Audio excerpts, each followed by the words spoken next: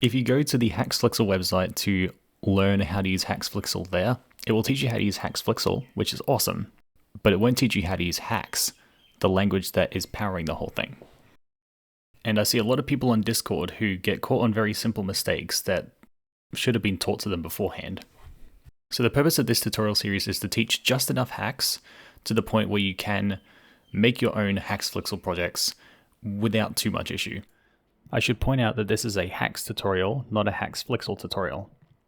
This series is just for beginners who want to make HaxeFlixel games but struggle with Haxe. I recommend checking out the HaxeFlixel tutorial on their website after you're done with this series. This is also not going to be an advanced project. So if you are looking for more advanced features of Haxe, you will need to go into the Haxe manual to find those advanced features for yourself. I'm going to assume that you know how to use a computer, but that's all of the knowledge that you need. You don't need any programming experience. Before we can use HaxeFlixel, we need to download Haxe itself. So we need to go to haxe.org. It should be on screen here. To go to the Haxe webpage, and then you can press download to download the Haxe compiler tools. If you're on Windows, you want to pick the Windows 64-bit installer. And if you're on Mac, you want OS X installer. I'm on a Mac, so I'll just pick this one. By the way, all the steps in this tutorial are going to be the same regardless of whether you're on a Mac or a Windows machine. You'll wait for the download to finish, which shouldn't take too long. If you're on a Mac, you'll find this error. All you need to do is go to that Finder window, right-click, press open, and press open again. Then you just follow the steps in the installer, and eventually the installation is successful. Once you've got Haxe installed, you're going to need a command line. On Mac, I have terminal. You can find this in Spotlight if you want. You can just type in terminal and you'll find that.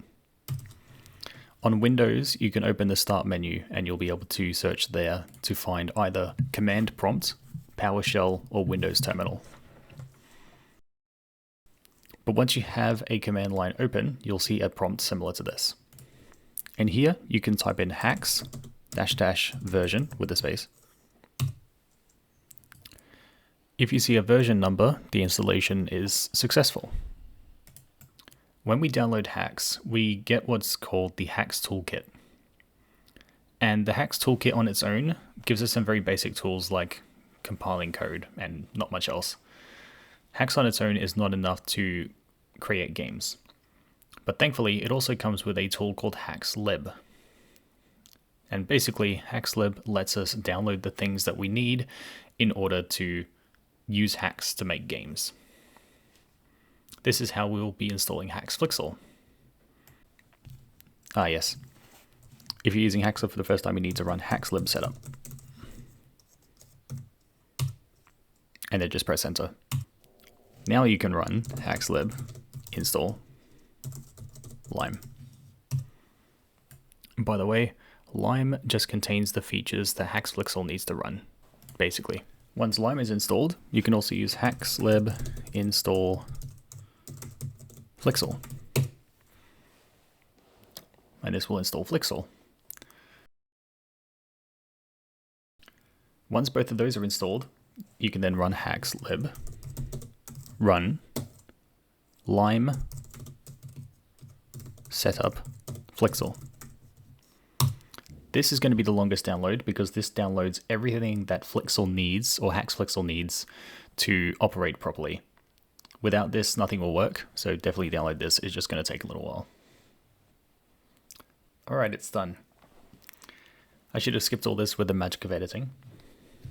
But now that we're here, we need to install 2 more things that will make our lives just infinitely easier. And so we're going to install 2 different commands. We're going to run haxelib run lime setup. It'll try to install a couple libraries, but then after that it will say, do you want to install the lime command? Press Y and press enter. We use the lime command all the time, so definitely get this. The next command we want is haxelib run flixel tools with a hyphen setup. And it says, do you want to add the command alias flixel? Again, you want to press Y and enter. And enter your password if you need to. And then it says, choose your default IDE. In our case, we're going to be using Visual Studio Code. So you want to press 3 and enter. And then press Y and enter in order to automatically open Visual Studio Code when we create a project. At this point, you should be able to type in lime and enter. Typing in lime and pressing enter will bring up this art. And typing flixel and pressing enter will bring up the flixel art. If you don't see either of these, you need to go back through the steps and make sure that you're doing them correctly. So now that we have HaxeFlixel, we need to get Visual Studio Code. You can get Visual Studio Code at code.visualstudio.com. And then you just click the big button.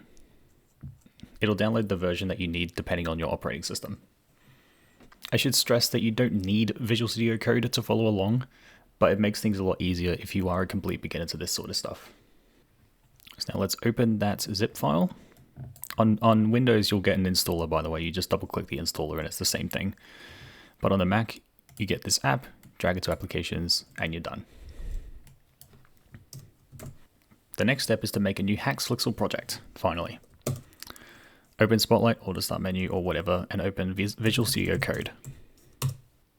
I'm just going to mark as done. I don't care about any of this. Don't show welcome page on setup. You can handle that however you want, but I don't care. I've used this a billion times, so I know what I'm doing. You want to go up to this button over here, the Explorer button. Click that and click Open Folder. And then you want to browse to a directory that you can use to make your project. I'm going to make a new folder called My Project. And then I'm going to open that in Visual Studio Code. Just click Trust the authors of your parent folder, because I would assume you're putting this in a folder that you do trust. And now once you're here, go to View and Terminal. And this will open an integrated terminal. So now we don't need that other command prompts that we had open. So now we've got our own folder that we can store the project in. And we've got Flixel installed. And we've got Visual Studio Code installed. So now all we need to do is type in Flixel, TPL, default, followed by a period. That period is important, don't skip it. And make sure that you have a space between the period and default. Press enter. And then press N and enter. Here we're using the Flixel template command, or TPL for short. This is what we use to create HaxeFlixel projects. In this case, we are using an empty folder created in Visual Studio Code, and then calling Flixel template default. So we're creating the default template in the current location, which is what the period is. So we're creating project files in the current folder. It looks like I've skipped a step, but it's all right because the project files are still here. It's just saying that we're missing an extension. We'll install that now.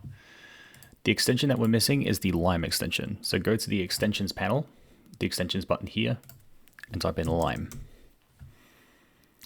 And you'll see this extension called Lime. Install that. And installing the Lime extension will automatically install the Haxe extension as well. So now you've got all these files in your sidebar. We'll go over what these files mean in the next video, but now that these are all here, you can now go to the terminal and type in lime test neko. That's N-E-K-O. And this is how you run your game.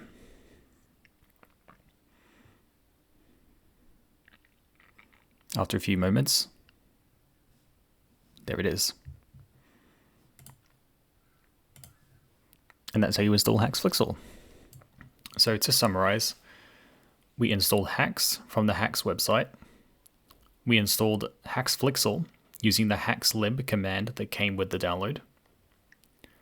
We installed Visual Studio Code and also installed the Lime extension. We created a new HaxeFlixel project by opening a new folder in Visual Studio Code And then we ran the command flixel tpl default period.